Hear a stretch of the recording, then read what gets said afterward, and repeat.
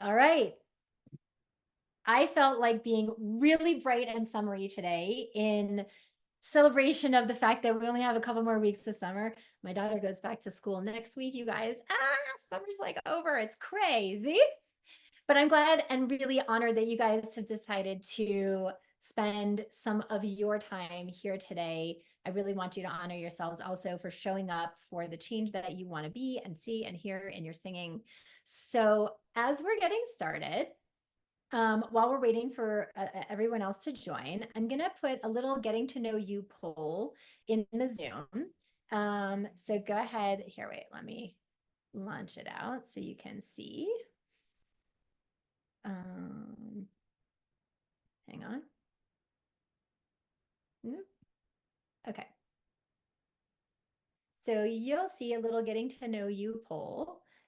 Just, answer the questions just so that helps me to get to know you guys who are here and see if there's any common threads, any things that I want to maybe spend a little more time coaching on than others, depending on how you answer the questions and what your sort of moment in time is that this is for you in your singing and in your singing career. And so also, as you're doing that, I also want to know where you guys are, what part of the country, what part of the world you are in. I know some people are already putting it into the chat a little bit, but let me know. I split time between California and Colorado, so it is still summer in Colorado, a little bit where we are right now. But I'm telling you, it was cold this morning. It's getting cold up in the mountains. Um, Okay, I'm gonna leave the poll up because I still see we have some people coming in here, so you guys can be filling this out as I am just sort of making our introductions and stuff. So I really want you guys to allow yourself to just approach what we're going to do over the next 7 days from what I'm going to call the beginner's mindset. I know a lot of you have a lot of training, a lot of you have a lot of performance experience. You're out there doing things with your career, you're hustling, you're auditioning, you're performing, you're recording. And I know from my own experience, there's a lot of things a lot of information when I was in your shoes that I had. And at the same time, I didn't know what I didn't know. So I really want you to just, for the next 7 days, empty your cup, be willing to be coachable, allow for new perspectives, new ideas, new tools. And seriously, guys, like buckle up because over the next 7 days, I'm going to train you on the major pillars that you need to tap into, that last 10% of potential that you need to tap into to unleash the truth of your talent and give you that kind of unforgettable performances and sound that really breaks through to those kind of elite opportunities that you really want and keeps them coming. And it doesn't matter what genre you sing, whether you're an opera singer. So how many classical singers do we have in here? Hit me in the chat. Whether you're an opera singer, whether you are a pop singer, or singer-songwriter. Hit me in the chat. Tell me if you are a singer-songwriter or musical theater singer or jazz singer or R&B singer or country singer. Tell me what you sing. Tell me in the chat. I want to get to know you guys better. Yeah, I see a lot of you. Thank you for that. Singer-songwriter, opera, musical theater, yes, R&B, awesome singer-songwriter. Okay, so honestly, guys, it doesn't matter what genre you sing, whatever that is, you've gotten this far in your singing career because you've already got the foundations that have taken you thus far, 80-90% of the way. And so the next 7 days is all about teaching you how to access that last 10% of your potential, of your voice, your energy, your technique, your artistry, and your impact so that you stand out from the competition and can go out there and achieve these big opportunities and big paychecks that you really want. So, okay, so I think everybody who's here has, for the most part, had a chance to fill out the little questionnaire. If you're just coming in, I've launched a little poll. You'll see it at the bottom of the Zoom. See if you can fill it out while I just go through a few housekeeping items. So guys, this is session number 1. And the sessions and trainings that you're going to be going through over the course of this week in this masterclass series, they build on each other. So if you come late, or if you have to leave early, or if you have to miss a day, watch the replays as soon as possible. You'll find the replay links. We're emailing them to you after each session. And if you need one and you don't have one, you can ask in the Facebook group.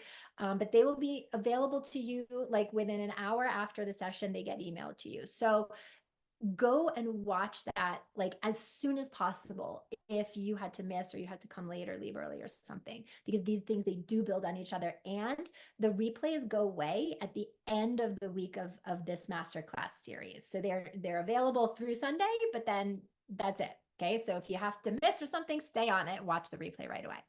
Have something to write with. So maybe a journal or something to take notes with. If you don't have anything, go grab something now. You really want to log your distinctions, your aha moments, the things you want to remember. From time to time, there will be times that I ask for volunteers, for guinea pigs to sing and coach on particular tool that I might be giving you. And so for that, we use the raise hand function, which is down in the Zoom tools at the bottom. Okay, this is really, really important, okay, which is this is a safe space. So this is the space where, for those who sing and for those who share, that I want to encourage vulnerability. I want to encourage bravery. I want to encourage you to feel like you can say or be anything that you are that's appropriate in this scenario, for you to really let yourself go and be vulnerable. And so to that end, we have a zero tolerance policy here for meanness, criticism, judgment in the chat. If we see anything in the chat that is in any way judgy, mean, throwing shade, whatever slang you want to use, like, we'll give you warning. And otherwise, like, if somebody cannot keep to that, we will ask you to leave and we will remove you from the Zoom. I know all of you guys are really cool and really, responsible to that end, but I want you to help me to keep this as a safe space. So definitely, mind that as a high value here. Hang on a second. Am I having volume problems, or is Melissa the only one who's having a problem hearing me? Ashley, am I loud enough for you? Because Melissa, you might just need to turn the gain up on your computer. I just want to make sure that I am. It seems fine on my end. Okay, so Melissa, you might just want to look at your volume settings. Okay, so the last bit of housekeeping, and if you're just joining us, there's a poll that's been launched, a getting to know you poll. So if you're just coming in, you can click that. It shows up on the Zoom, and just answer a few questions before we get started, just so that I can get to know you better. Last piece of, excuse me, housekeeping is we're doing a scholarship contest this workshop. So if you come to every day of this workshop this week and you don't miss a single day, then at the end of the week, you'll be eligible to throw your hat in the ring for a huge surprise scholarship for our flagship training program that I'll be announcing on Saturday. So if training with us throughout the week, as you get to know me and you get to know what we're doing, and if that is something that you're like, okay, I want more of this, if that's something that you want, then show up every day, do not miss a day, and you'll get to throw your hat in the ring for the scholarship opportunity if that's something that you want. Okay, I am going to clear out the poll. If you didn't get a chance to fill it out, maybe we'll launch it again tomorrow when we get started. Alrighty, let me get rid of that. Okay, so let's get down to business. What I want to talk about first today is impact. So if you don't really understand why you're not booking the elite gigs that you want as consistently as you want, despite all the vocal training you have and all of the experience that you have, there is a problem with your impact.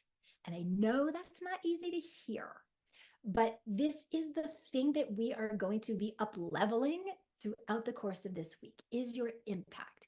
Because if you want to book more elite gigs, you need to be able to make a bigger impact in your recordings, auditions, performances. If you want to make more money, you need to be able to make a bigger impact. Like, get this, guys. Impact equals income. If you're not booking the elite gigs, the ones that pay, the ones that really break you out and break you, give you your big break, it's because 9 times out of 10, your performances, your recordings, your auditions are not making the kind of impact that is commensurate with that level of performance pay opportunity that you're going out for. And I say this not to be mean, but because most of you have that impact within you, but it is just not what is coming forth in your performances, auditions, and recordings. There is something that traditional training, your traditional training has never taught you that allows the maximum potential of your impact to come forth. Okay. And then what we have is this impact gap. What is the impact gap? The impact gap is when the performance that you feel that you gave, whether it's in a recording, a performance, an audition, when you feel the performance that you gave, you felt like you gave it all. You felt like you were so tapped in, turned on, and then the results do not match that. You don't get the management that you were auditioning for. Your recording only gets 5,000, 10,000 plays instead of hundreds of thousands, millions, right? That there's a gap in the impact between what you feel you are doing in that moment and what the audience is receiving from you, okay? And the first breakthrough that you need to understand to fix this impact gap is understanding the number one thing that traditional training has never taught you. And hang on, I need to adjust my screen 1 second because I want to be able to see what you guys are putting in the chat. And the way that I have this right now is like I cannot see it. So hold on. I want to be able to see you guys in the chat because this is important stuff. And I'm going to call you out on certain things and I want to see if you guys relate. Okay. So there we go. Now I can see you in the chat. That's so much better. Okay. So the number one thing the traditional training has never taught you.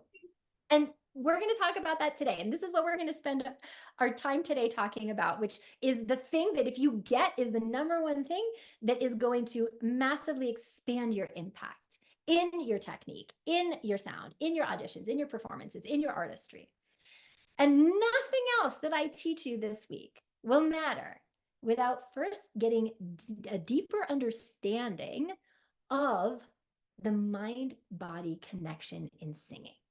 This is the number one breakthrough that facilitates the impact that you want and everything else. So let's dive into this idea of mind-body connection in singing.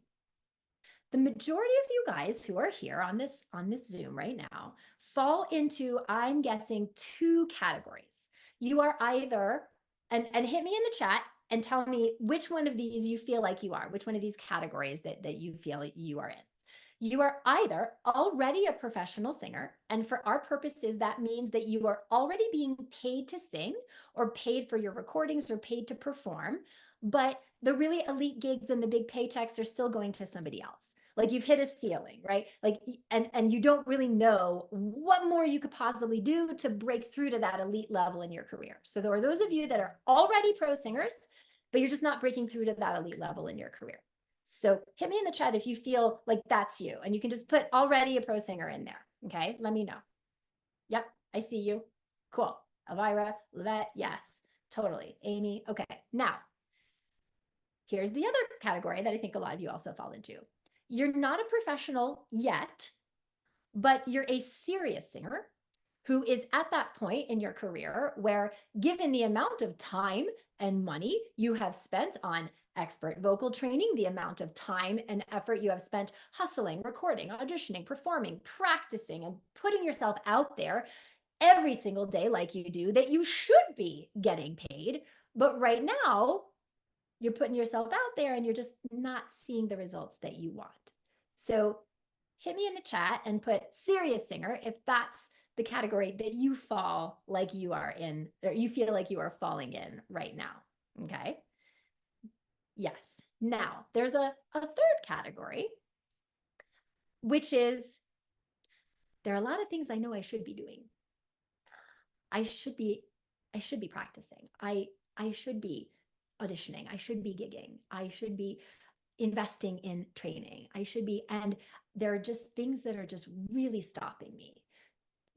Who feels like that?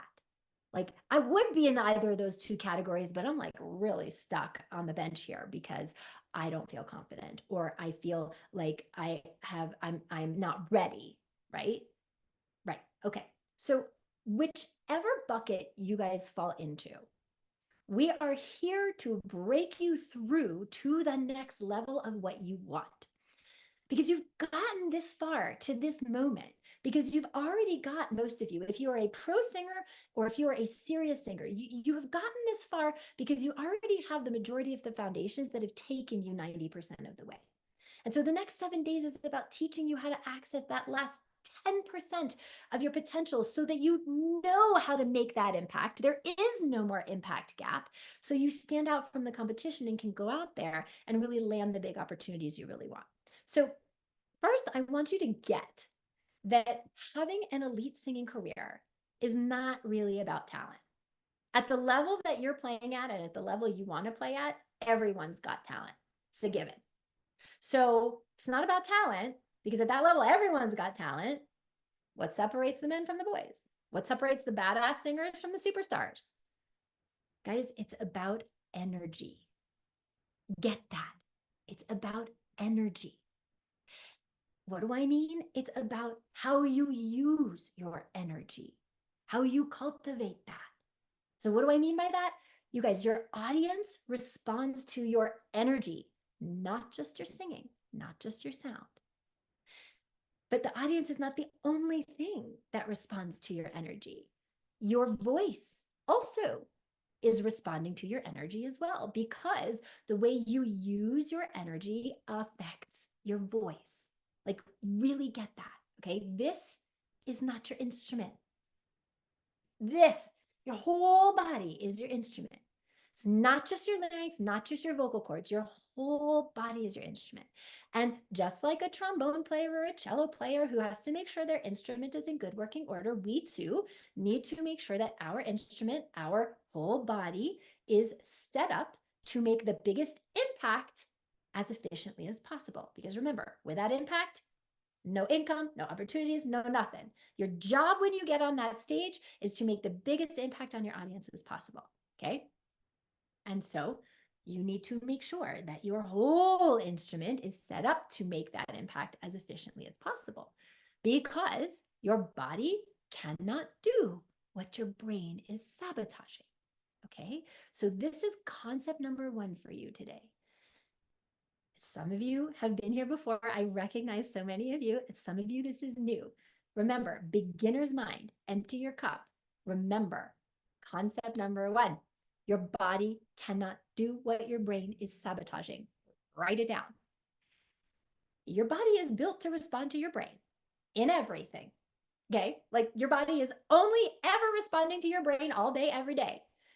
And your brain is managing and directing all the functions of your body all day, every day. Heart rate, digestion, basic functions, right? As well as interpreting your circumstances and interpreting your environment and making meaning out of it, telling you how to feel about it, which causes a physical reaction in your body. So when we have a thought or a feeling, it lives in our body. We physicalize our thoughts and our feelings, guys. It's just part of being human. We all do it. If you have a thought that really excites you, you get butterflies in your stomach. That's your body's physical manifestation and reaction to that ephemeral thought, right? You have the thought and then you get the butterflies, right? If we have a thought that really scares us, we go into fight or flight. And that's the human response to fear that all humans have since the beginning of time. And there is a physical response to fight or flight, right? Like, you think about it. The analogy I always like to give is, as a caveman, the bear walks into the cave and the caveman goes into his fear reaction, which is either going to be to brace himself to fight the bear or to flee, to run away from the bear. And both are physical reactions of the body to the circumstance and the fear that it created. So your brain and your body are interfacing like this all the time, all day long, in ways that you are present to and ways that you are not, right? You have that fight or flight reaction, and that releases the stress hormones into your body. That thought that was not a physical thing. A thought is just, energy out there in the universe that comes in, but we turn it into a physical thing and our body reacts to it. And then we will get stress. We will get stress hormones. We have the cascading effects of that fear reaction in our body. And so let's say that you're like the teensiest bit insecure about a certain aspect of your voice. Like let's say you're insecure about your high notes, or you might even be kind of scared of high notes.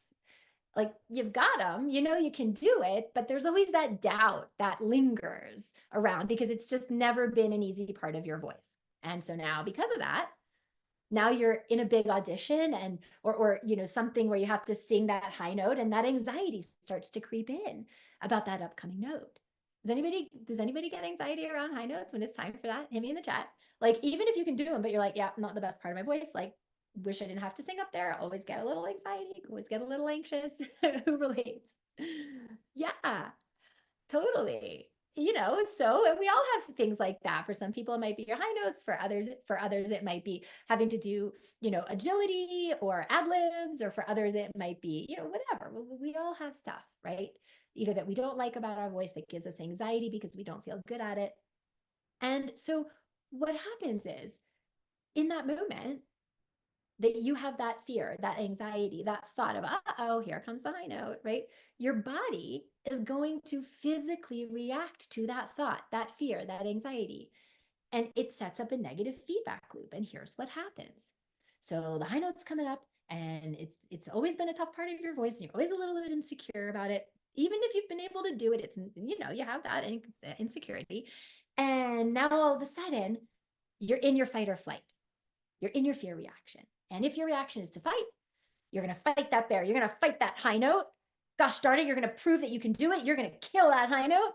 And the way that lives in your body is make, force, do, push, manipulate, control. And now all of that completely sabotages the technique that you otherwise have. And now you've actually created that bad high note that you were terrified of in the first place.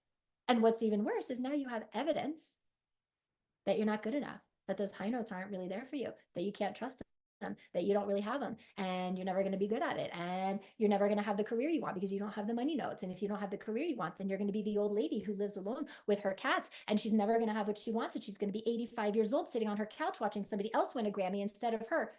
Like, right, like the spin of the mind goes crazy. And now you have evidence that you're not good enough and that all that bad stuff is going to happen to you. And that feeds back in to the next time you have to sing that high note. And now you're even more in your fear reaction. And now you're going to fight it even more. Make, force, do, push, manipulate, control. And the high note is even worse. And now you have even more evidence that you can't do it. And it feeds back into the next time. And here you are on this negative feedback loop. And it's really, really hard to break. And it's the same thing if your reaction is to flee, by the way. So instead of make, force, do, push, manipulate, right? When the high note comes, you hit the brakes and you back away from the technique that you otherwise would use. And now the same thing happens. You've actually created the bad sound, the bad high note that you were terrified of. And now you have evidence that you can't do it. And then it feeds back in, and it's the same loop over and over and over again. Okay. And so this that I really want you to understand here is that you are always reacting to your thoughts and your feelings, whether you realize it or not. And that lives in your body. And it's just part of being human. All people have physical reactions to our thoughts and our feelings. And that's fine, you know, but as a singer whose body is her instrument, that's deadly if you're trying to do this at an elite level. You cannot tap into the maximum impact that you need to book those high-paying gigs, to be able to make a record that gets millions of plays, if you're being sabotaged by what's going on in your mind that shows up in your body. And one of the big ways that this manifests is tension. Tension is one of the ways that our body protects itself or tries to protect itself from a difficult or uncomfortable thought or feeling. We gird ourselves. And whatever the cause, whatever the feeling, it physically lives in our body in that form of tension. Tell me in the chat, how many of you experience tension when you sing, either all the time tension or when you have those gigs or auditions or recording sessions that count, where there's a lot at stake? Tell me in the chat, Yeah, Melissa, I totally get uptight and paralyzed. Yes, Reed does. Sapphire does.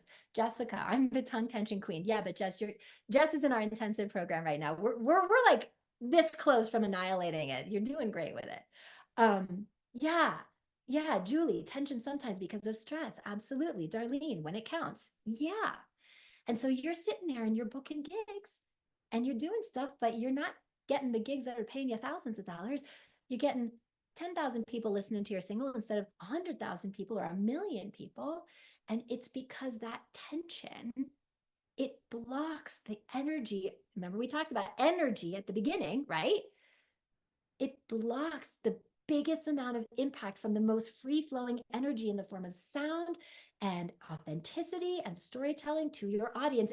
And it makes it so that you don't get the best sound either, because tension is the enemy of the singer. Okay. Because your your physical thoughts and reactions to those thoughts and feelings live in and affect your instrument, your physical instrument. So you cannot get the best possible sound with those tensions in your body. And those tensions are 150% created by what's going on up here, right?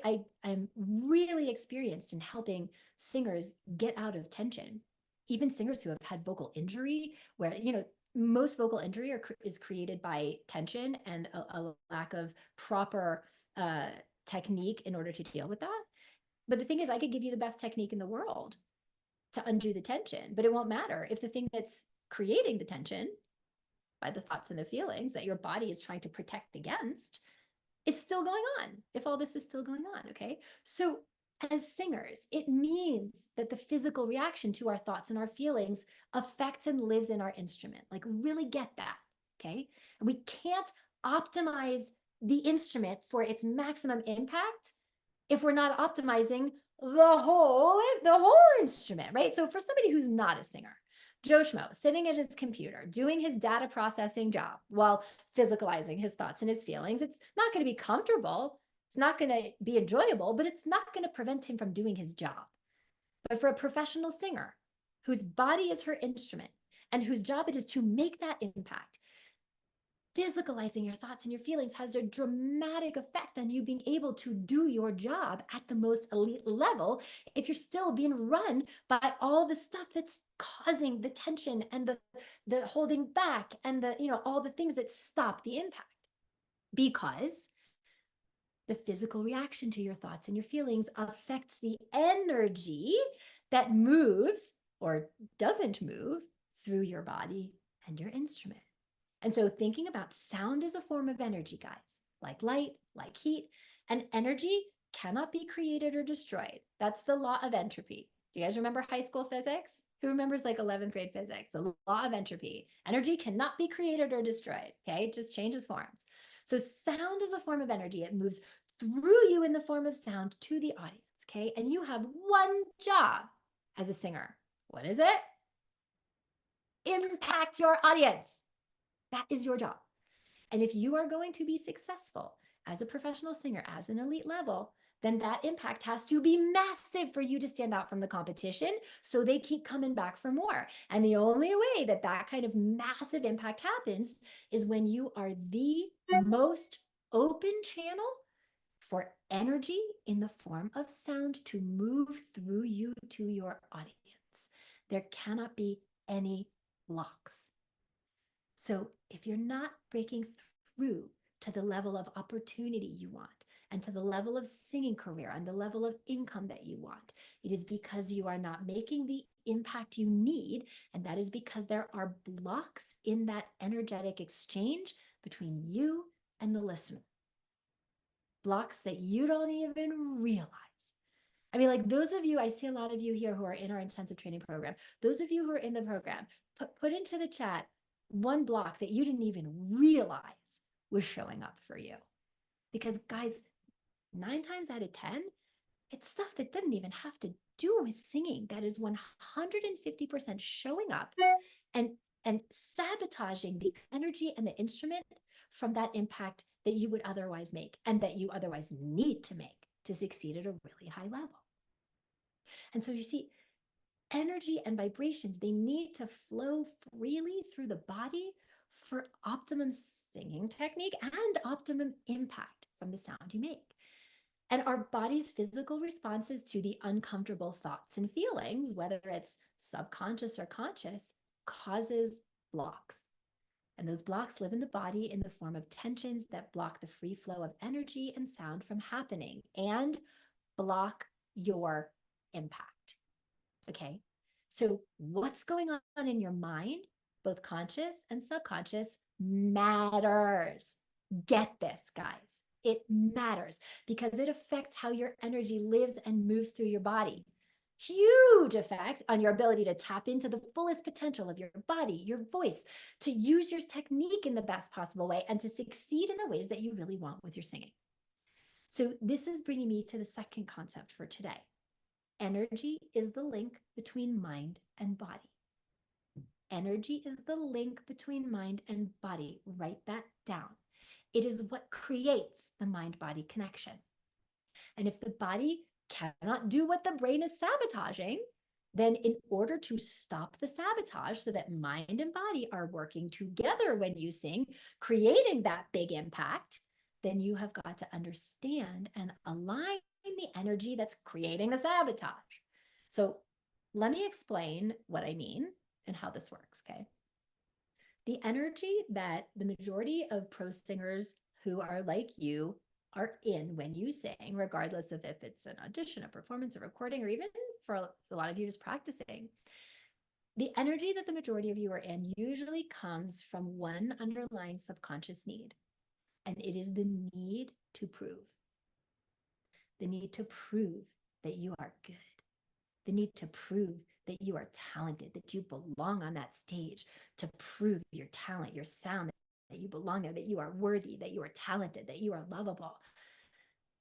And none of us wants to admit it, yet this is where the majority of us are operating from. The need to prove that you're not going to fail, the need to prove you can do it, the need to prove, I mean, you name it, okay? So let's be real here for a second. Do any of you relate to this?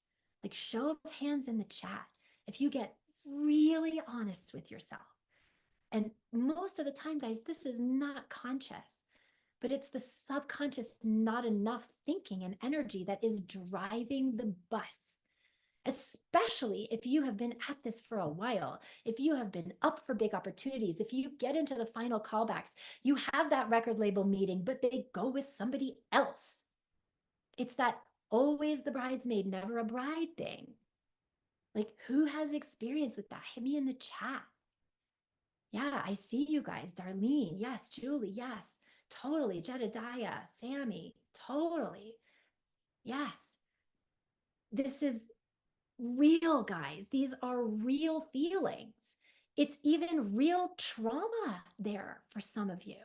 And let's not sugarcoat it. To be working as hard as many of you are working, and to have put so much blood, sweat, and tears into making this singing career, this dream, a reality, and to be in the mix this close, only to keep being passed over, it can be traumatic.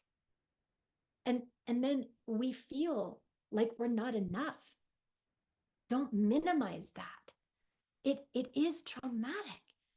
And when we feel like we're not enough, we don't want to feel that. We don't want to feel that trauma, that less than.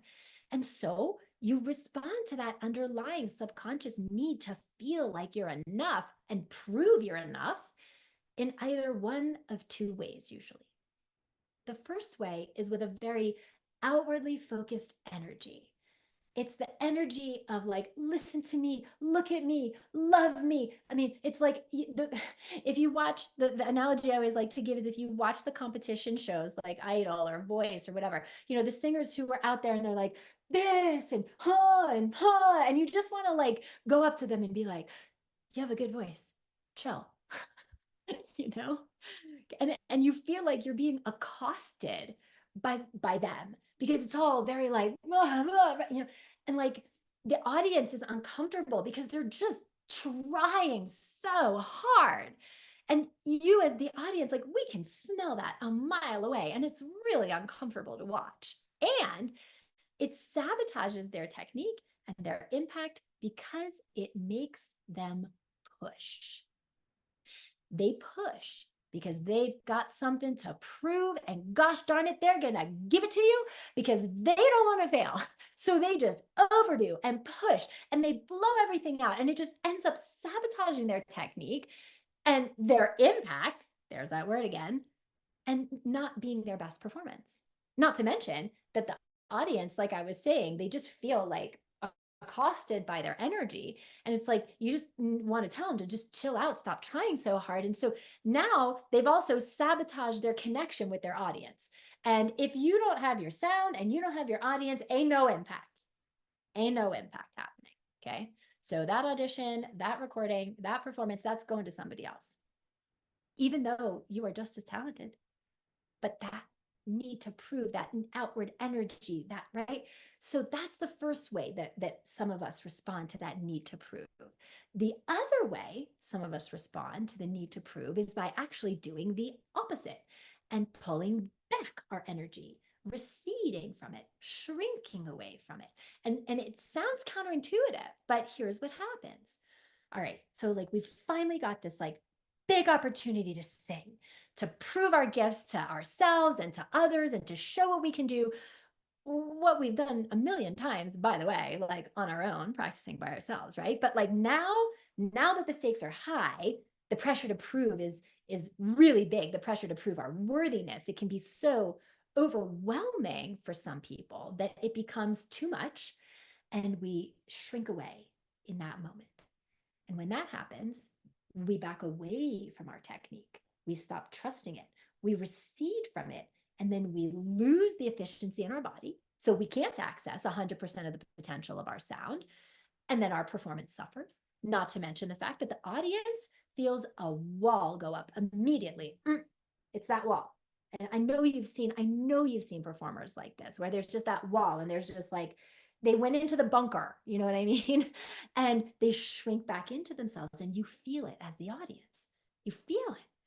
Like you've watched those performances, you can just see like they're not there. There's no connection. It's like, don't look at me. Whether they mean to or not, they have gone back into the bunker. And now we've lost impact. And what do we know? Impact equals income. Impact equals opportunities. Impact equals breaking through. Okay. So if that's your number one job, to make it as an elite pro, impact, then the need to prove is an example of what I call stinking thinking, in all the ways in which our mind sabotages our instrument and our impact. And then there's no way, like zero way, that you can be bulletproof to bring that massive impact when you need to, when the stakes are high, with all that stinking thinking going on, because it affects your energy in either of these two ways. Either it sabotages your sound and your technique because of how your body physically responds to it, and or both, it sabotages your ability to connect with your audience. And without both of these two things in place, there is no way your voice and your performances make the impact. And without that ability to make that impact reliably at a high level, you're not going to have that success regularly that you really want. And now you feel insecure. You feel less than. And then you don't act on your behalf as powerfully as you otherwise would to go after opportunities. You don't put yourself out there in ways that would really move the needle and serve those high level goals, because you feel less than, you feel insecure, you feel you're not ready, you feel you can't compete. And then what happens is you don't take those actions, and then you stay stagnant. So what do we do about it? What do we do about it? Well, first, we have got to change the thinking. Because when we change thinking, we change the singing. Like that is where all the breakthroughs that you want live. And that's our third concept for today. Changing thinking equals changing singing. I say to my singers all the time, that's going to be like written on my gravestone. I'm going to like tattoo it on my forehead. When you change your thinking, you change your singing. Write that down, guys. It is the backbone of everything that you are going to learn over this next week of masterclasses, because I could give you the best technique in the world. And I've got some incredible technique that we're going to get into over the next few days. And you're going to hear things and you're going to learn things that nobody has ever taught you. But hear me when I say that none of that will matter if you do not get this concept first. Why? Because say it with me, your body cannot do what your brain is sabotaging. And so if we're going to change the singing, we have got to change the thinking first, because changing thinking equals changing singing. Do you ever notice why you always sing better when you're alone in the car or alone in the shower? Like who notices that? Like you give, the award-winning performance in the shower. Hit me in the chat. That was me, by the way. Like all my Grammy award-winning performances have been in the shower. Any idea why that is? Tell me in the chat. Anybody know? I see Laura's resonating. Yep. Mm-hmm. Right. Exactly. There's nobody around. And Reed, when there's nobody around, there's nothing to prove. There's nothing at stake. How you sing is not a reflection of your worth. There is no success. There is no failure there. You're just trusting your instrument, trusting your technique, because in that private moment, you are enough for yourself. Your thinking is making a meaning out of where you are and creating circumstances in your body that allow you to use your instrument and your technique for you instead of sabotaging each other against you. And your thinking gives a different meaning to other circumstances like those big auditions and performances opportunities, right? Whether you realize it or not, your mind is making a different meaning out of those circumstances that create a different outcome in your body, which sabotages your impact, which is why you're not breaking through. So keeping your instrument in optimum shape means that accessing that last 10% of your potential for biggest possible impact has everything to do with understanding and addressing the part of your mind that your mindset plays in creating that in the first place. And then being very intentional about training your mind. Why? Because, say it with me again, your body cannot do what your brain is sabotaging. And this is why so many of you also experience loads of tension when you sing, when it counts. All of those of you who, commiserated in the chat earlier when I asked about that. Also vocal fatigue, that comes from tension. Who experiences vocal fatigue where, like after a performance, you couldn't do 2 back-to-back performances because you got so much fatigue. If you had to sing the next night, you couldn't, right? Like that comes directly from tension. Vocal fatigue is most often a byproduct of tension. And because tension in singers is caused by 2 main things. Improper breath support is one. And tomorrow we're going to get into some really high level breath support tools. You guys think you've been taught breath support before? I guarantee you that even with the tons of training that so many of you have had, there are things that you are going to hear tomorrow that you have not heard before. So I'm super psyched for that. So don't miss tomorrow. But I could give you the best training on breath support and it will not matter. And your body won't do it in the moment that counts if your body is holding tension, trying to protect you from failing in that moment to keep you safe. And so here's what that looks like. So here, I actually have a question. Do we have anybody here who really, performs and experiences a lot of physical tension or even vocal fatigue, either during rehearsals or during gigs or both? Raise your hand. Who wants to do a little back and forth mindset coaching on this for a second? Who experiences a lot of vocal fatigue or a lot of tension? Okay, cool. Sasha, it's the first hand I saw. So Sasha, go ahead and unmute. I'll try. Hello. Hey, nice to meet Hi. you. How are you? I'd like to put the video on while my hair is a fright. We'll do Oh, we that. don't care. We love you anyway. We love you anyway. Okay. So let's talk about tension in you for a second. So tell me, where do you experience the tension? Is it throat, neck, jaw, torso, ribs, tongue? Where do you experience it? I'd say my jaw gets a little like so tight it feels sore. Okay. My vocals get raspy and like Yep. literally sound like I go from sounding like an angel to an old lady. It's really bad. Uh, I Yep. mean, and just like you said, within the course of two songs, it's stress related. It is, I don't know, the energy of the room, it just overwhelmed sometimes, and a lot of Yeah. ego. Okay. A lot of ego energy like takes me down. Yeah. Okay. Thank you for that. So now, if I can ask, where are you at in your singing career right now? Just the nutshell. Probably about zero. I mean, I'm still pretty much singing in my garage. It's not much. I go karaokeing much, but really I lack anytime I try to reach out on any kind of guidance, it once again those egos and they're like, get out there, but nobody kind of really guides you in how to do any of it. Okay. Because they kind of holding the light, all the light for themselves. And like, so I've been plagued by other people's, boastfulness and themselves, you know, Okay. so I haven't gone much of anywhere.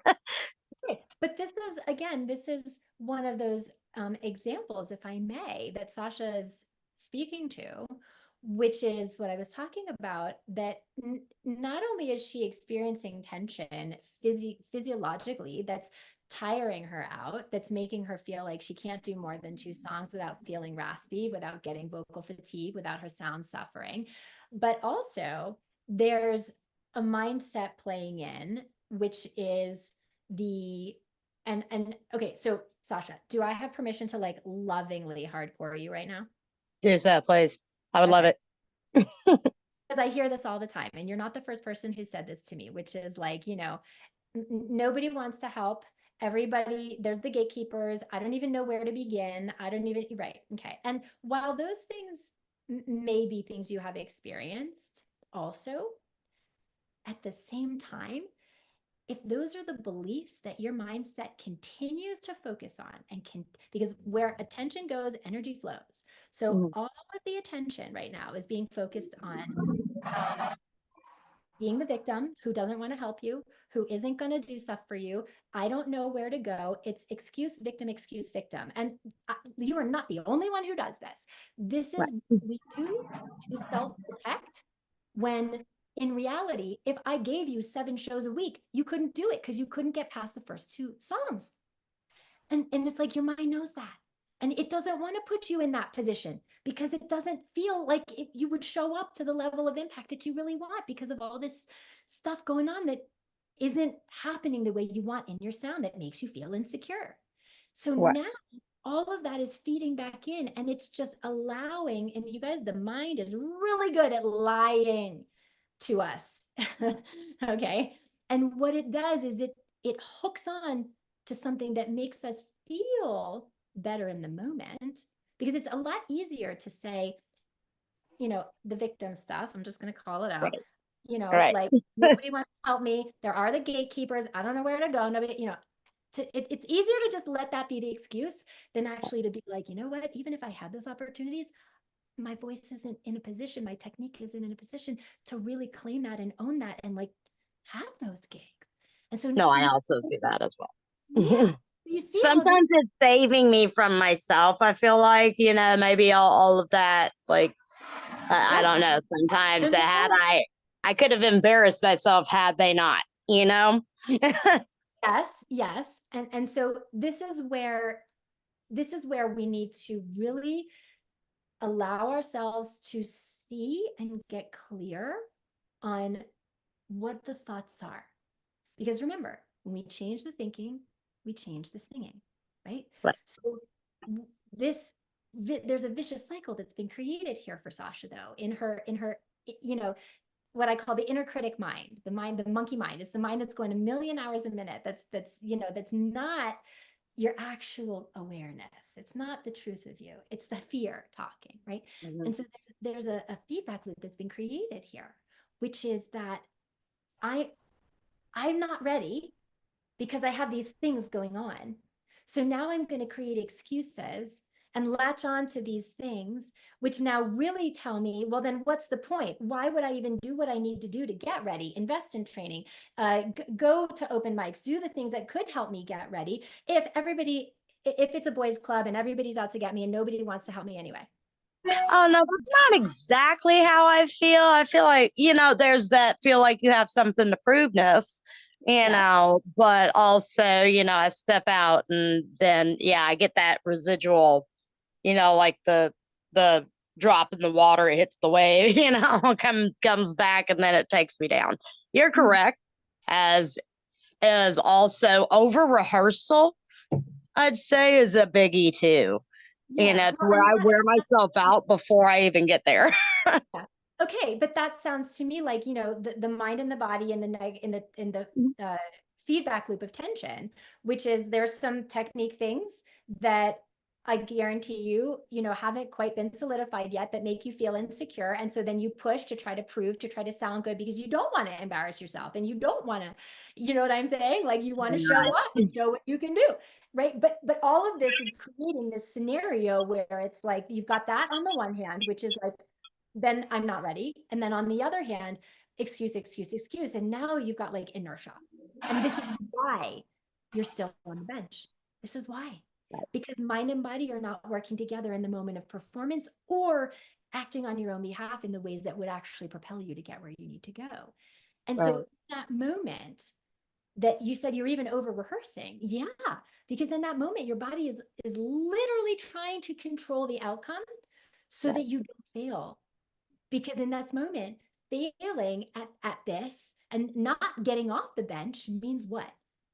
Like, what is that? What is the thing that your mind is telling you that if you can't do this, what does it mean about you? Like you're a failure, or also if you don't do it at all, then that's safety, but security, but comfort and stagnant. Yeah. That's But really like all of how everything that. but how Huh? comfortable is it? But how comfortable is it to have to watch None of somebody it. else up there doing what you really want to do and know you could do if only XYZ, right? Right. So your ego mind doesn't want to feel that, doesn't Right. want to experience that. And so now your body is going to try to do everything possible to control that outcome so that you don't fail and you don't have to feel that and you don't end up with that what if, like stagnant for the But no rest. matter what I always do, it's not like it's protecting me from it because it's like a hard hit, direct hit, you know. But that's the trauma that I was talking about, because you get that hard hit and then you keep getting hit because nobody is teaching you how to leverage this mind body connection in a way that actually will get you what you want so that you don't keep getting knocked down. And Right. you don't want to keep getting knocked down. And if you expect to be hit because you have been hit before, because inherently you know that there's stuff that you don't know, right? Mhm. That is why there is this overwhelming amount of tension that means that you get so vocally fatigued because you're trying to protect against getting hit. You're trying to Right. prove that you can instead. And also that's what's cutting you off from your impact so that the opportunities that you do have are not really getting you to where you want to go. There's no networking going on. Nobody's recommending you for the stuff that you really want. It's hard for you to break through the gatekeepers to those higher level opportunities. And no amount of cutting edge technique that I can give to Sasha or any of you like her, it's going to help because you're still going to have that tension unless the root of that tension, that insecurity, that need to prove, that need to feel worthy is addressed in the moment of singing. Thank you, Sasha, for being like so brave to talk about what's been coming up for you. No, Um, thank you. yeah, absolutely. Okay, Melissa, I'm curious, how does tension manifest for you?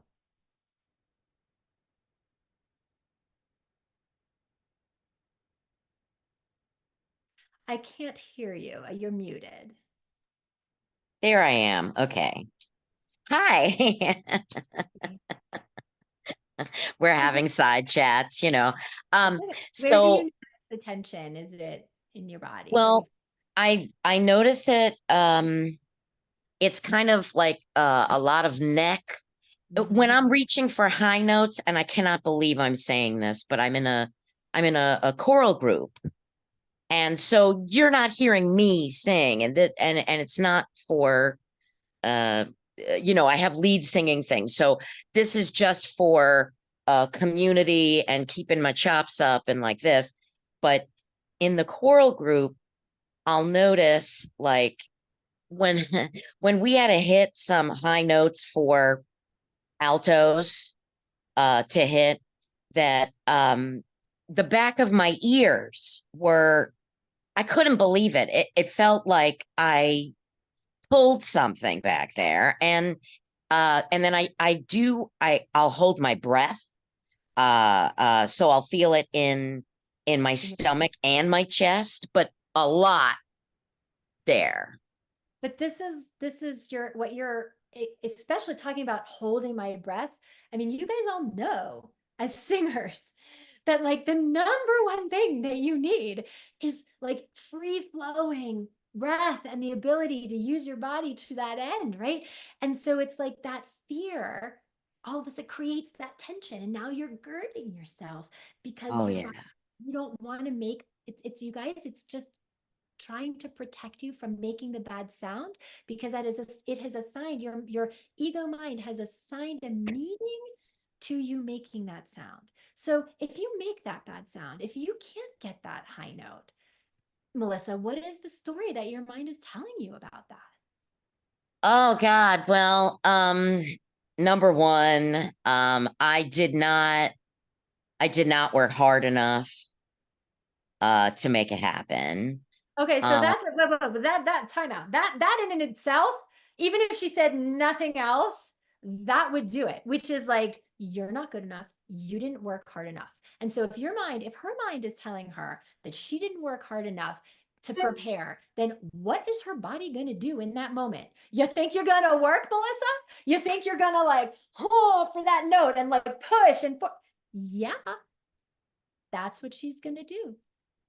And that's why she's feeling all of this tension, right? And so it's like identifying what's going on up here. Because if you feel like you didn't work hard enough and you feel like, because that's just a version of not being good enough. You didn't do enough, you didn't show up mhm. enough. You know what I mean? And so let's say you have an opportunity that's not in the choir where you can't really hide behind everybody else. And it's one of your solo opportunities. But this whole time, she's been conditioning the mindset that she's not enough.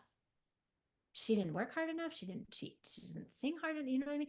Then how is she going to show up to that solo opportunity? Is she going to show up in her power, or is she going to show up as the version of her that doesn't think she's enough?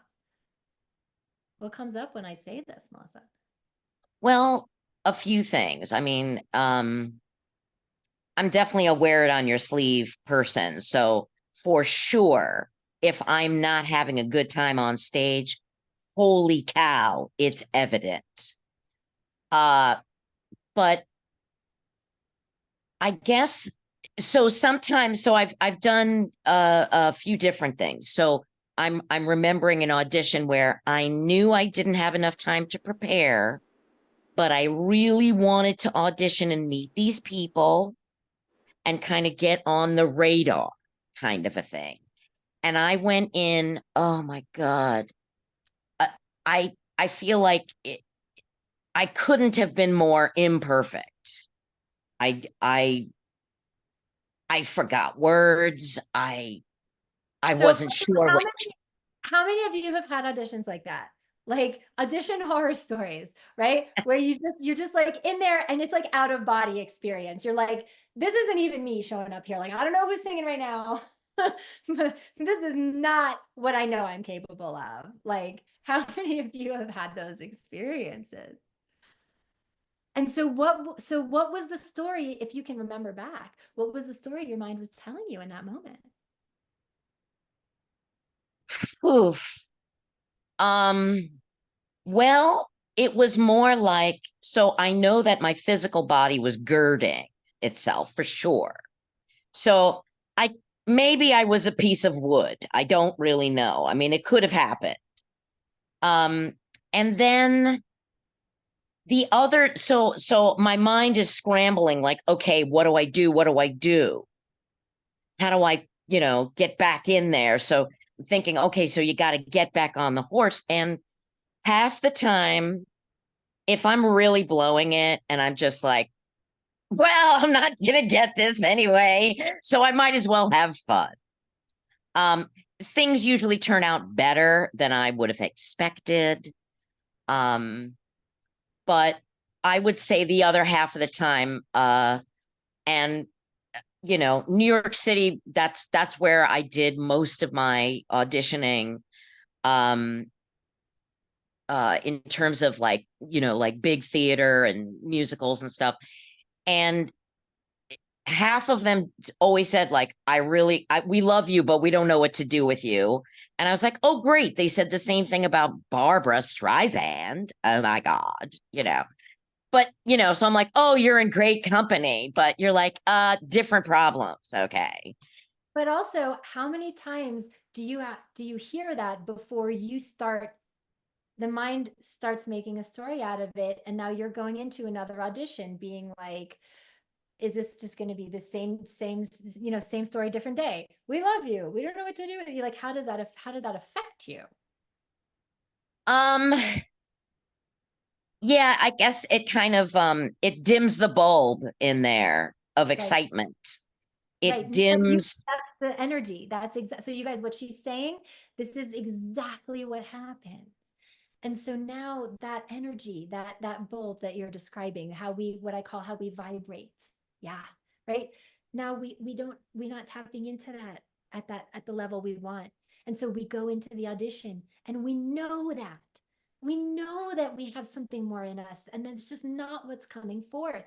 And then we go into make, force, do, push, manipulate. And Oh, now you're in all the tension. And now you have created the bad audition experience that and you worse than that is when you're in New York City or any big city for like or touring companies of Broadway shows, everything is about belting. And I did not know for a very long time, I didn't really have like formal education with this, that I didn't know you're not supposed to push that way. So now well, I'm just bad habit. yeah, and also, you guys, and we're going to talk about belting and high chest voice. We're going to talk about that later on in the week. But just to know that, like, you know, there are two things that are essential here. There's your skill set, which is your technique, and there's your mindset. And you cannot have the kind of impact that is going to break through to the kind of elite gauge that you want without both skill set and the absence of mindset. There's your door. There's the door. Just go at it. Don't even go to the audition. Mindset without skill set, there's the door. Don't even go to the audition. I'm being facetious, guys. Okay. Time in the saddle matters. I want you going to auditions. But point being, like, these two things do not operate in a vacuum. Okay. We need them both. And the link is energy and the mind body connection. And so I'm very excited that you're here again, Melissa, because like I really think that there's going to be even more reinforcement for you over the course of Oh this. my God. I have to tell you that I took, maybe in the last few years, I purchased a whole bunch of lessons from a school, and they're teaching you parts of the body, of the vocal folds and all that. And I couldn't figure out, why can't I do what they said, which was flip into my head voice, because I was too busy pushing and I didn't know how to stop pushing. Right. And But the when I pushing, now did you one, understand, though. Now you understand that the pushing is not just not understanding your technique. The pushing is that need to get it right, that need to prove, that need to be enough. And like they might have had good techniques. I don't know. Maybe they didn't. We'll check in on it this week. But regardless, like it doesn't matter if this compulsion that we all have, because we love this art form and we want to be good at it and we want to be seen and we want to share our gifts with the world. But if we're in that proving mode, it's not going to allow your body to do to do that technique that you otherwise understand. So thank you for sharing that and your One story. thing I just wanted to add was that there were two classes that I took in your last master class where we actually had a gig and I flipped into head voice for the first time and I couldn't believe it. And I was on stage when it happened and everyone looked over at me and went, "Oh my God." So I know it can happen and I'm so glad to be in your class. Me too. It's good to see you. All right, we have time for one or two more. Becca, I see your hand. All right, Becca, tell me, where do you feel tension when you perform? So I get it a lot in my throat, and it's kind of circulated in different areas over time, but on my shoulders, my neck, and throat. And one thing I've noticed a lot in kind of recent auditions is the sense of like almost like buckling. It's like it's like my voice kind of gives out, and it's not even in like my passaggio or like where my break would normally be, but it's just like I get so nervous or like so tense that my voice just kind of like collapses at weird places that I wouldn't even normally think I would have a problem with. And I'm like, what just happened? So tell me about the kind of auditions that you're going to, like the kind of auditions when this happens. Is this in a final callback? Is this in like what kind? Tell me what it is. So, I've had a few, like, I think I was talking in the chat, like, I've got some audition trauma, and I think that's like what is really causing a lot of this is like, I had one where I auditioned for my college vocal performance program, and I'd worked with the professors a lot, and then they told me, oh, we don't want to work with you. And it was like really devastating to me. And then I tried out for a master's program later and I didn't get into the school. And those are both where I started to feel those sensations. And I think it really does have to do with that proof. I've got to prove myself. Push, push, push, push. And so now currently I'm doing regional theater and I'm getting that same kind of buckling sensation. And I think it's all stemming from that. So yeah. Well, so finish this sentence for me. Mhm. So Mhm. let's think of like the last audition that you went to that you had that sensation that didn't go well. Mhm. And finish this sentence. Yeah. If I don't sing well in this audition, then fill in the blank. Then I won't be able to perform on a stage. And Like I if won't I'm be able not to show what I can do. okay, and if I'm not able to perform on a stage, Mhm. then fill in the blank. Um,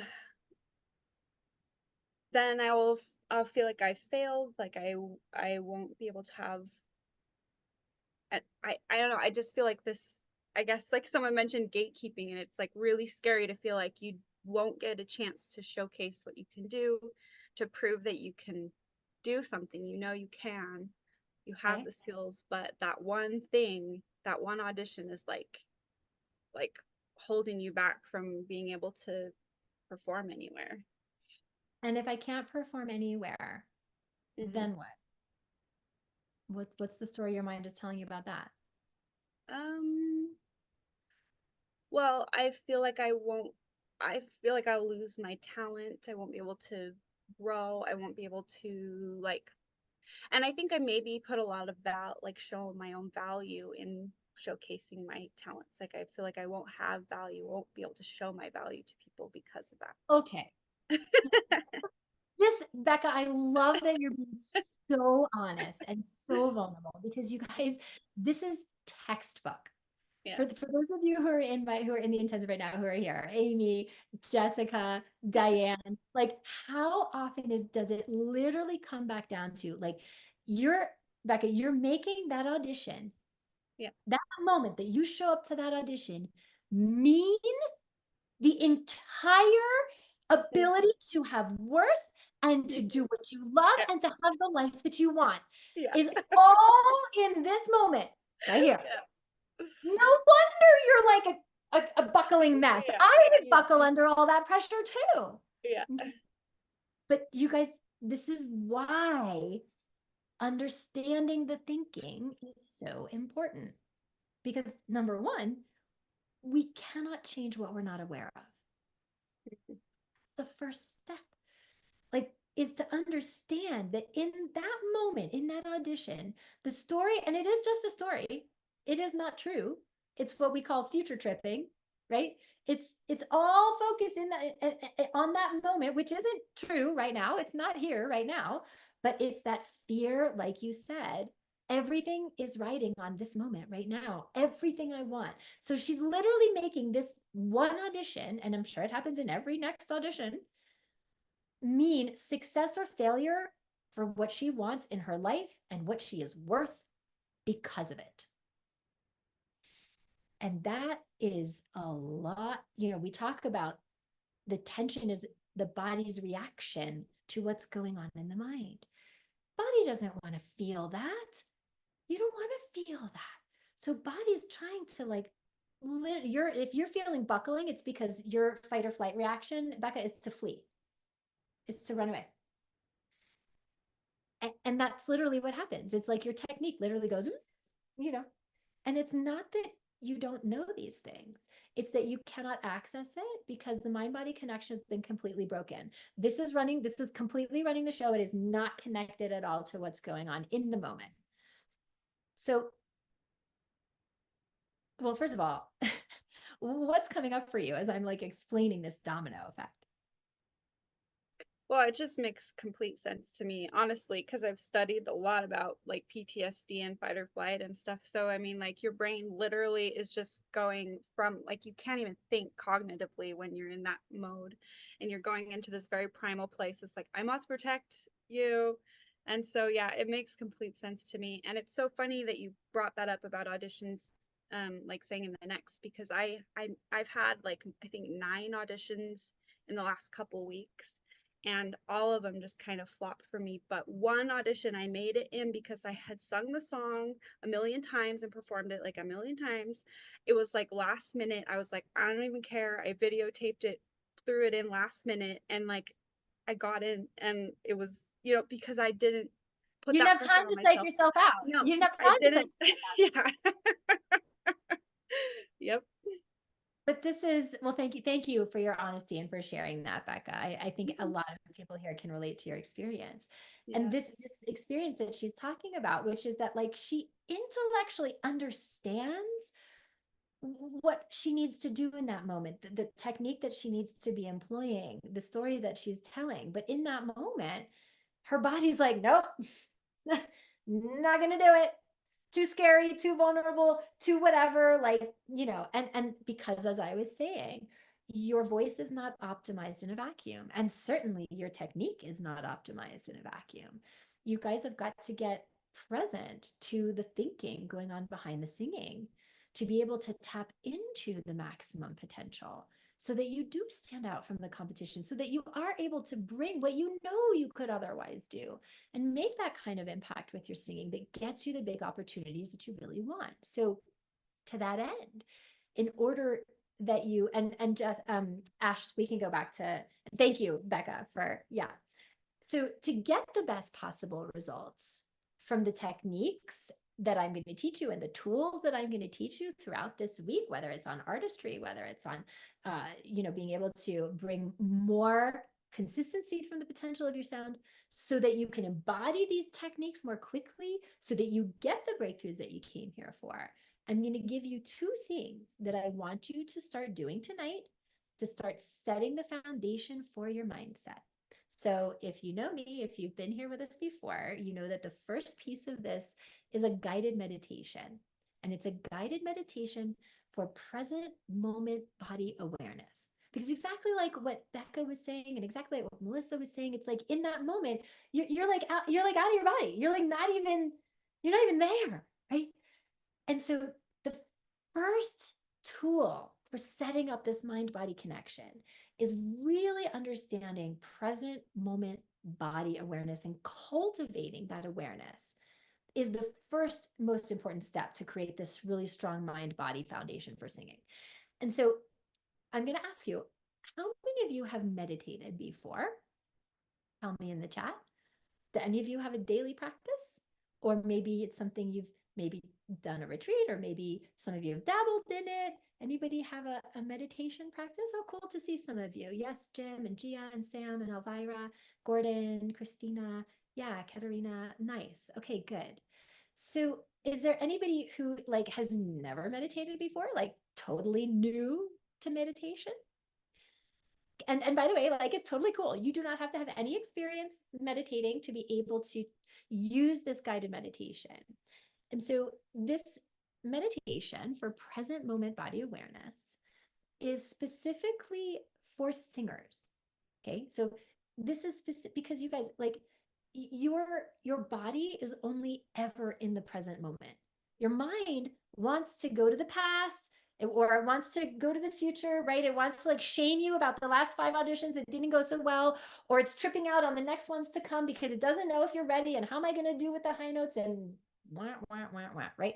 Like your mind is most often spinning in the past or spinning out on the future, and it is very rarely in the present moment. But your body is always in the present moment. And so one of the best ways to really start to condition this mind-body connection and being in the present moment with your body is through this guided meditation that we've designed specifically to do that, to teach you how to be in your mind and your body in the moment that you're in. And so I'm going to give you this meditation today after we wrap. It's about 20 minutes long. It's guided. So, you can just, you don't have to just sit with nothingness. There's music and my voice in the background. And I'm going to give you an MP3 of it to download. And I suggest finding a comfortable place to sit where your back and your body are supported. I don't necessarily recommend laying down for these meditations unless you have a physical limitation, which makes it hard for you or difficult for you to sit for about 20 minutes at a time. So if you can sit, I suggest that, especially if you don't have a prior practice of meditation. Lying down, you're kind of signaling your body to like go to sleep, and we want you to stay present. Okay, so find a comfortable chair or a comfortable cushion where you can sit, where your body's supported, your back is supported. And also know there is no right or wrong way to experience a meditation. You may find that your mind wanders to your to-do list or a conversation you just had or some other distraction.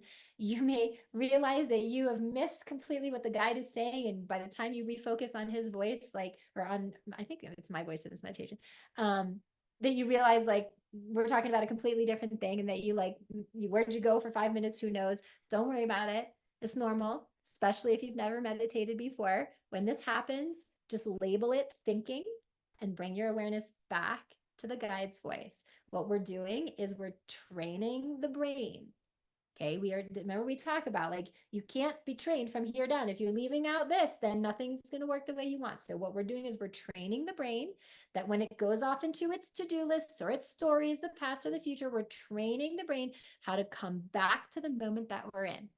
And you got to think about like the brain is like a stallion. It's like an untrained stallion. If you haven't trained it, it just wants to go, and it's like raring to go and raring to go. And it's just like, think about the meditation. It's like you grabbing the reins and pulling the horse right back into where you want it. And the mind's gonna want to go, and you grab the reins, and you're just like, oh, thinking, okay, come back, right? And every time, and then before you know it, that horse is trained. That brain is trained. You begin to really understand how to bring yourself back to the present moment, because the past is done, doesn't exist anymore. Future hasn't happened yet. Everything that you want and the energy of the sound that you want is in the present right now. And it's when we spin into either of these places that the body has a reaction to it that affects what happens right now in the sound. Okay, so these daily meditations are really integral to teaching you how to be totally present and how to witness your thoughts, how to just notice without an agenda, without any judgment, just thinking, okay, come back, right? Because like I said, usually the mind has this agenda that keeps you from being present, either shaming you about the past, tripping out over the future. It's rarely used to being present in the moment with you, but the body is always in the present moment with you. And so when we teach the mind how to be in the present moment with the body, now we're setting up a really effective and efficient mind-body foundation for your singing. Now we're setting up that open, energetic channel, which is the most efficient channel for the biggest impact that you want to make with your voice. So your mind is now reacting to the present moment of your body instead of your body reacting to all the crap going on in your mind. Okay. So this meditation, guys, is designed to help you get present in your body and help you identify and let go of what's going in your mind that's living in your body that you may not realize. So that's the meditation. Okay. So you're going to get that in the homework, which is you'll find in the Facebook group. Or Ashley, did you put the homework link? There's a homework link in the chat, so you guys can just copy this right now and put it into your own browser. Then the other thing that's also in this same link is I'm going to give you a thought exercise to do tonight. So a thought exercise is a journaling exercise to help you become better aware of your thinking. I do them all the time with the singers in our flagship training program, and they are a very, very powerful tool and the most effective tool to help you gain new awarenesses about what's been going on for you, both on stage and off, that's affecting you and affecting your impact in ways that you would otherwise not realize. So tonight's thought exercise is for mind and body connection, and we call it the mind-body clarity connection. Okay. So you're going to be, it's like a journaling exercise, just questions, just get quiet, take some me time. Maybe after this is done, go sit with your favorite beverage or tea or whatever, and just give yourself like 30 minutes to get clear on what is going on in here. How do I feel about X, Y, and Z, and answering the questions. So you'll do your thought exercise tonight. You'll do your meditation tonight. And the meditation, guys, is something that you should do each day this week of the masterclass series. It's not a one and done kind of thing. And if you've been with us in a prior workshop, do not get sucked into the mindset of, oh, I already did this. I already know this. I don't have to do it. I've done this before, and then skip it. Do not do that. Do it again. Think about it this way. Go deeper this time. Approach the thought exercise and the meditation from a new intention of where you are now, because it's not where you were the last time we did this back in the beginning of June or whenever that was, right? You have new awarenesses, you have different learnings, you've had different experiences. Approach this. Remember, we talked about beginner's mind, empty your cup. Okay. We're talking about creating new neural pathways here to link the mind and body, and that requires conditioning. So if you've done it before, do it again. And if you're new to it, just dive in with curiosity. And so everyone, do both the meditation and the thought exercise tonight, and then continue doing the meditation each day this week. And then I want you to go and post in our Facebook group to celebrate your accountability that you have done this. Like, celebrate that you've been accountable to this work tonight. And so that I can celebrate too. I want to hear what your experience is like. I want to hear how it's going. And also, you can post if you have any questions about it. Also, I will answer you, in the Facebook group to support you. And so again, there's the Facebook group link that Ash put in the chat. If you're here in this Zoom and you are not a part of that Facebook group, you absolutely need to get in there, because that's where all of our discussions for this particular workshop series are going to be going on. So copy the link from the chat. And yes, I think so. We've got 5 minutes. If you have specific questions about mindset or what I'm talking about here, raise your hand in the chat and let me know. I'm happy to answer a question. Michael's asking, where's Jax? He's actually right here, and he has the cone of shame on, because in the time that I went live this morning and this afternoon, he gave himself a little infection, and I had to take him to the vet, and he is now wearing the cone of shame. So he will not be on camera, Michael. Okay, Nathaniel has a question about mindset, and you guys, let's keep this to questions about mindset. We're going to dive into breath support and all these other things throughout the week. So, but if you have a question about mindset, this is the time. Hello. First, hello. Can you hear me? See you. Yes, I can see you and hear you. How are you? Oh, good. First of all, I want to thank you for sharing your wisdom and knowledge with us. Thank you very much. As far as mindset is concerned, I have a tendency to be my own worst critic. People tell me, "Oh, you sound really good," and I don't believe them because in my mind I have a certain thought or a certain run I wanted to do, and it didn't come out the way I planned it in my mind. So then I'm beating myself up.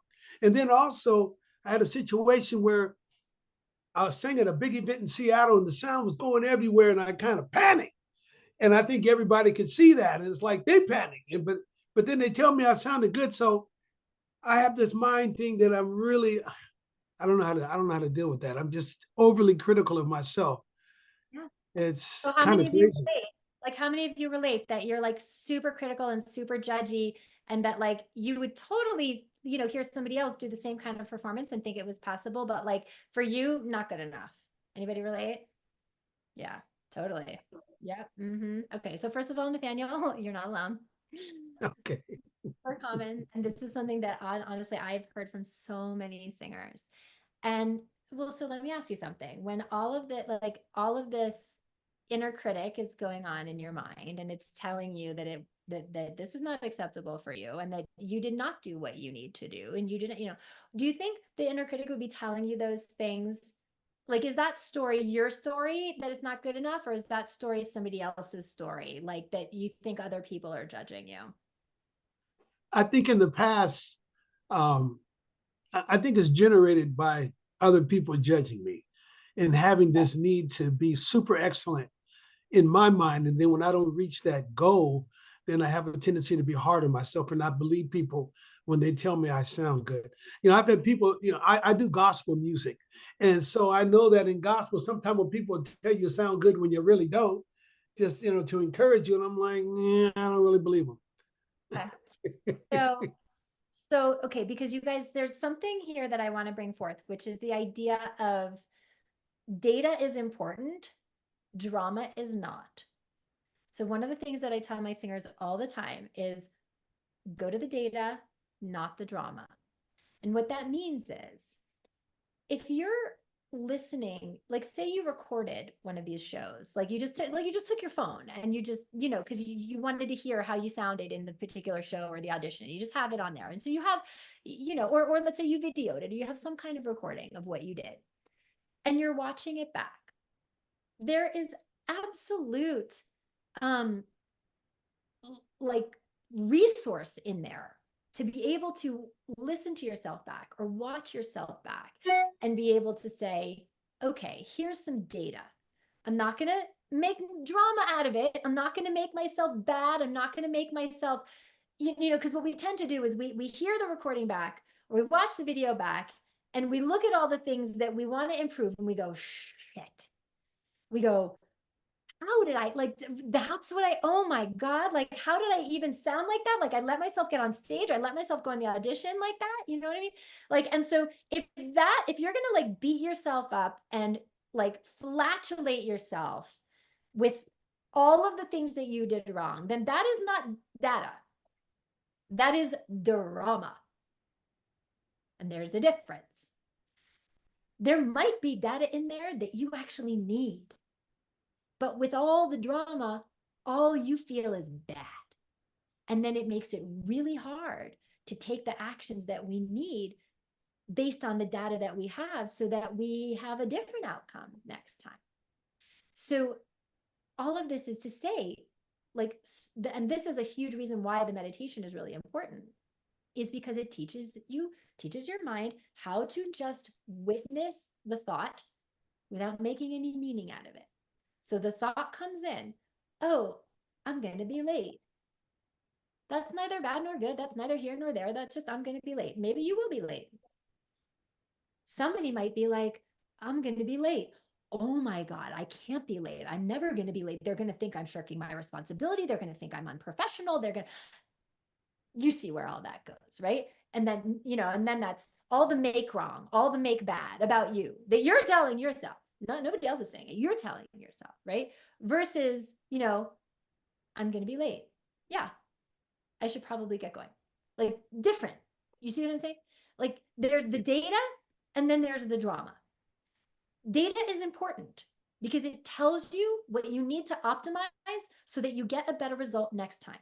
So if you are hearing things, like let's say you could do a better job. That's not a bad thing. There are probably things that you do need to optimize.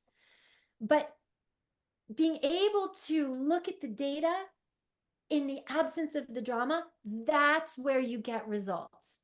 It's when we look at the whatever happened in the performance and we go to the drama and we make ourselves feel like crap about it and we beat ourselves up over it and we're so hard on ourselves on it, it doesn't make us feel empowered at all to make those optimizations that would then get us a better outcome next time. Does that make sense? Yes.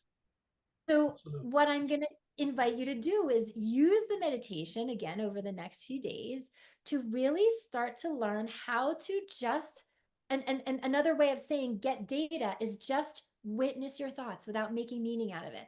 Wow, I was flat on that note. Okay. Data versus, wow, I was flat on that note. That really sucked. Everybody's going to think I suck. I'm embarrassing myself. I should never sing again. I can't go out for this audition, you know, like the spin of the mind. That's drama, right?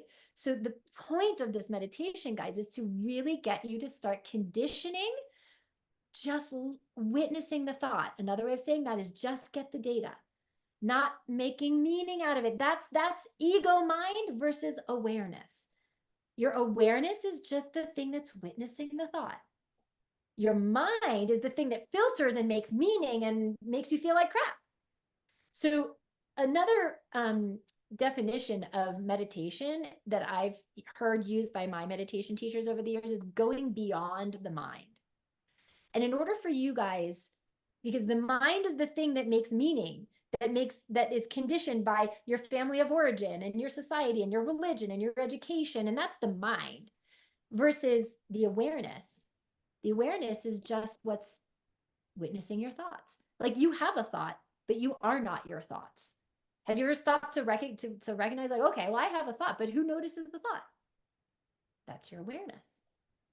So getting in touch with that awareness is just your witness. It's just getting data, learning how to just go to the data, not the drama. So if you want to have better experience with not being so hard on yourself, start to notice, am I in data or am I in drama? Am I in my awareness or am I in my ego monkey mind? I call it the monkey mind because they say, if you leave your mind untrained, just like a monkey, it's going to shit in your house and smear it all over your walls. That's what it's going to do. Okay? Nice. So train your mind, right?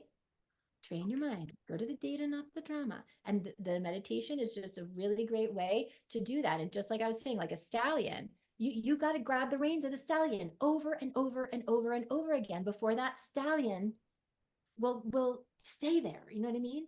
And so that conditioning of the mind takes repetition. It takes conditioning. This is not, like I said, it's not a one and done. So that's what I wanted to give you, the idea of data versus drama. And see if you can start to notice, am I in the data or am I in the drama? And when you notice you're in the drama, it's like, okay, I see that. Haha, that's what I'm doing. That's my habit. And I'm just coming back over here. You can just laugh at it, just make light of it, because it's not true. Most of the time, you guys, your mind is just lying to you, you know? So Thank you. yeah, you're so welcome. All right, guys, this has been a wonderful day one. Do not miss tomorrow, because tomorrow we're going to start to understand how we're going to put all of this into practice. Like when we actually start singing, we're going to go over some really high level breath support stuff, be able to start to link what's happening in the body with what's happening in the mind, give you some really powerful tools for your skill set so that we can start to kind of put these two things together. And we're going to start with breath support. And now I know a lot of you have had a lot of training on breath support, and I promise there is stuff that you do not know. There is stuff that you have not been taught, and I don't want you to miss it. So be here on time. Again, the homework link, Ashley had put it in the chat. It will also be in the Facebook group. Do your meditation, do your thought exercise. Definitely come into the Facebook group and post how your first night with the meditation went, what you learned in the thought exercise, and I will see you guys back here tomorrow, same time. Okay, everybody. Bye.